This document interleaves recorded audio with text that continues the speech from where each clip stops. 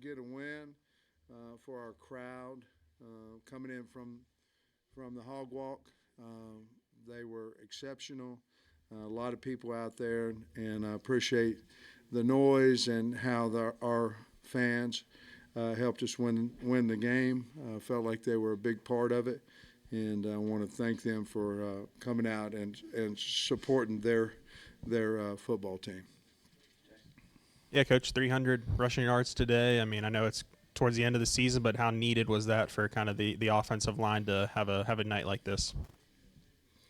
Well, it's game 11, so it would be there, but any game, whether it be 1 or 11 or whatever, very happy to get 300 yards, and I think we averaged looks like 6 yards a carry or something like that. So I was proud of those. I was proud of Isaiah. I mean, he ran unbelievable. When we handed off one time into it, really what should have been a dead play, and he got 12 yards on it. So I was proud of the offensive line and the runners. And obviously we've got some injuries there.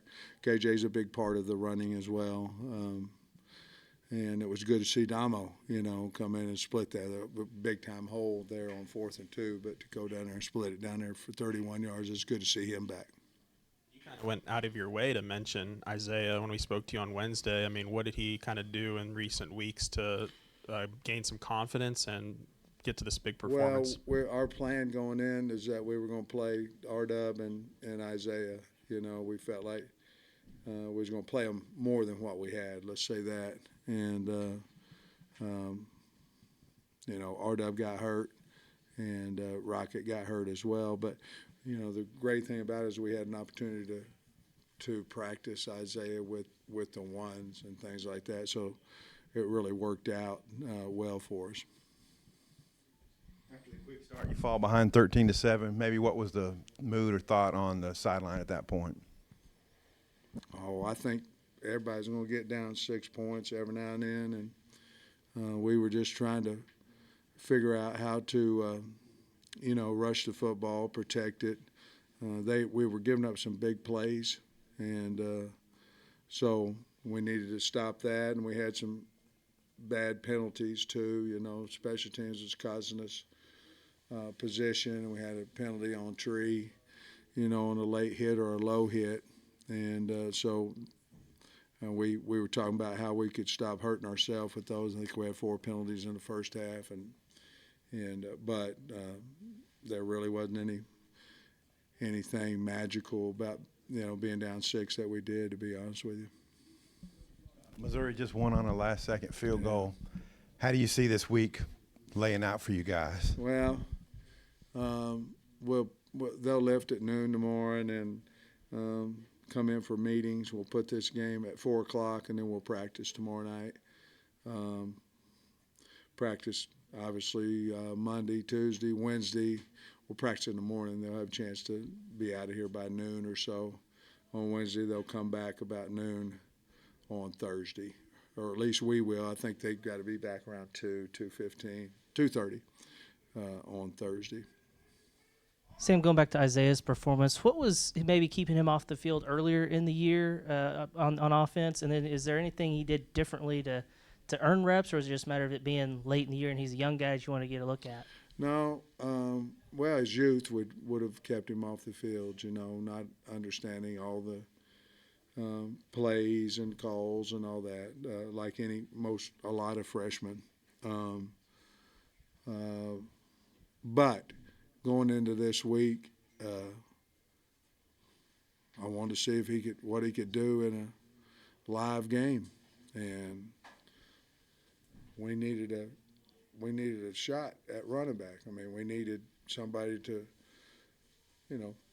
make people miss, run over people, hit holes, whatever it may be, with some urgency, and we thought it might put some urgency into all of that group as well by seeing that he was going to get the opportunity to play, and so that was our thought. Any update on Rocket or R-Dub, what their injuries are and everything? I don't. Rocket's got a shoulder and R-Dub's got a knee, but other than that, I don't know how bad. On Dominic Johnson, it had been 2 days shy of 2 years since his last rushing touchdown. What do you think that moment kind of meant to him? It meant a lot to me. I hope it meant a lot to him. It was for 4th and 2 deal, and there was nobody in the middle of the field, but I'm sure he was really excited about it. He looked, his face was glowing when he came off the field, but it was a pretty big hole there, and he just ran straight ahead to the goal line. But I'm really happy for him. Sam, KJ set 2 more career records tonight: passing yards, touchdown passes. I know it hadn't been the year anybody hoped it would be. Just what do you think about him setting 2 more records tonight? Just kind of how he's handled the season. Well, I think he's handled the season well. He competed tonight for us, and for the team. And I'm really happy. We recognized him after the game about, being an all-time passing yard leader and passing touchdowns. And I hope I know it meant a lot to him, and it meant a lot to us that we've been able to have him for, 4 years now. Felipe Franks was here tonight too. That was cool for him to come back to witness all that kind of stuff too. I know it wasn't his record, but it was really neat that he was able to come back. And but KJ's meant a lot to our program. He's going to mean a lot to us next Friday too, and just really, really happy for him.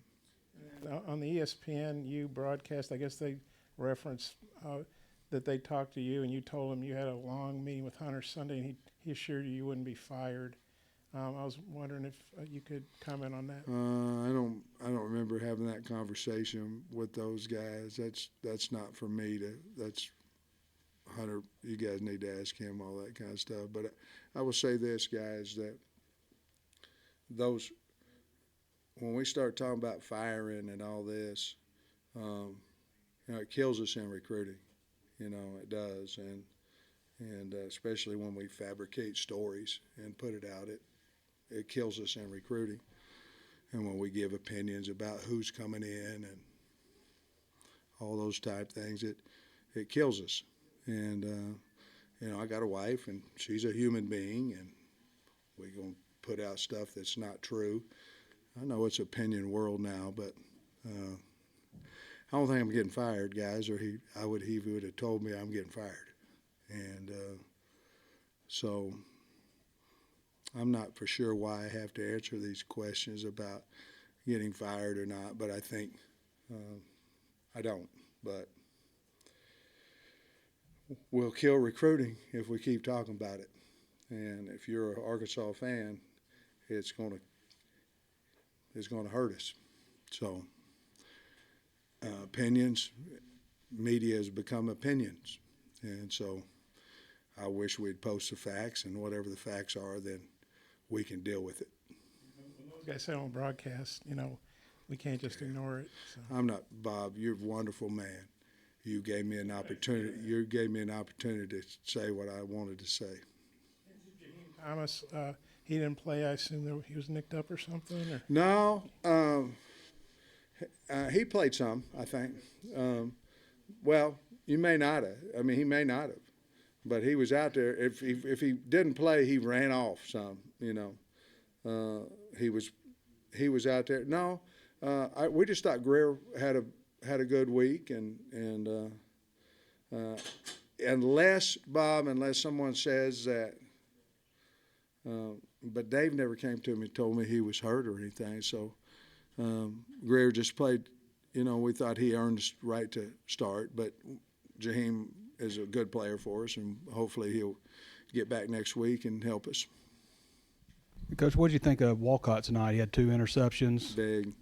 There was 3 guys that we talked about. One was Al, one was KJ, and one obviously was Augustive. And at the end, and we talked about a lot of the O-line play, all that kind of stuff. But that was a big time play. The ball was kind of went around the helmet and got it and ran it in on the first one, and then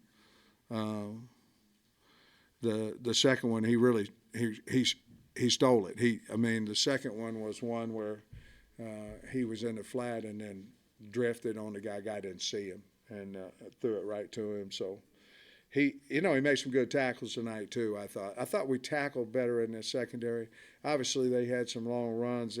One of them particularly when they was in Wildcat, we had it bundled up for -2, and the guy comes around and makes a first down, which give him credit too. But I thought Al played a good game, and we're beat up back there. We're beat up at corner because Braxton didn't play, and a lot of positions, but we'll have enough throw out there against Missouri on Friday.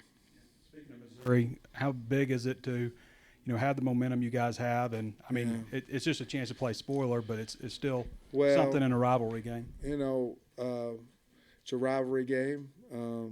They've got a really, really good team. I mean, they do, and we've got a lot of respect for their program. But I think a rivalry, you never know what happens. So we'll have our kids prepared. I know they will as well. But I'm excited about having an opportunity to play them day after Thanksgiving. Sam, going back to your corners, I noticed you started Stewart tonight over Nudie. Just kind of what went into that decision? Say again. You went with Keon Stewart over Nudie was hurt. Nudie got hurt on Tuesday and didn't practice, and so that's basically why. And Cam, he's been great for you all year. He missed the 2. Was there something going? Cam Little? Yeah, Cam going that way, and then he made 2 coming back, or? No, it's just I tell you what, you're really good when you miss a couple and people talk about it. You know what I mean? He is, and the last one that he made, I had a fake called, and it was 4th and 2, and then we didn't get the look that we wanted, so they called it off out there, or Scott did. They were 5 and 5, so we couldn't block them all. So, and then he made that one. But no, I don't think there was anything. He had just, I think he's not Superman. He's close. He's super, but I'm not worried about it. But I know why you asked the question, and I don't know. I don't think it was a bad hold or anything. I think we just pushed it right. I'll ask about Jadon Wilson, who caught the first touchdown. He's one of your younger receivers. Just what have you seen from him throughout the season that's kind of allowed him to develop? Yeah, well, he works hard. And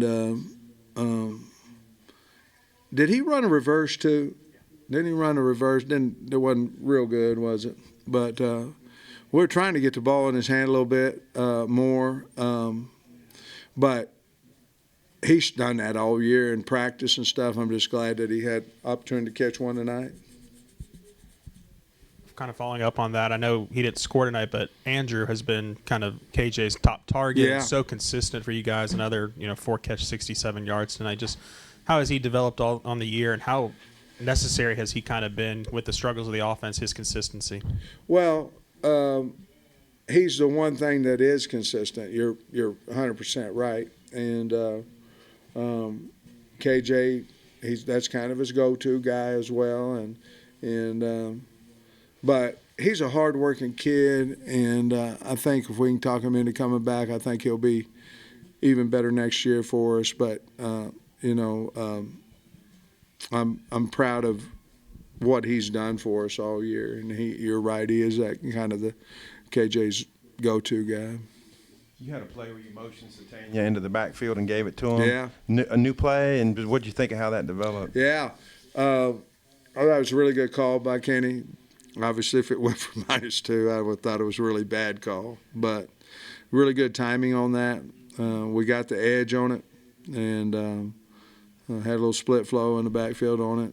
And, we knew we thought we could get the edge, because the tackles were going down, and we thought we could get the edge, which we did, and then he made a really nice run out. It was good to get the ball in his hands other than just, I guess it's probably the highest kickoffs he's had return, punts he's had return, and, with the reverse, little swing, and catching. I think he caught a touchdown pass there, that last one. So it's a good night for him.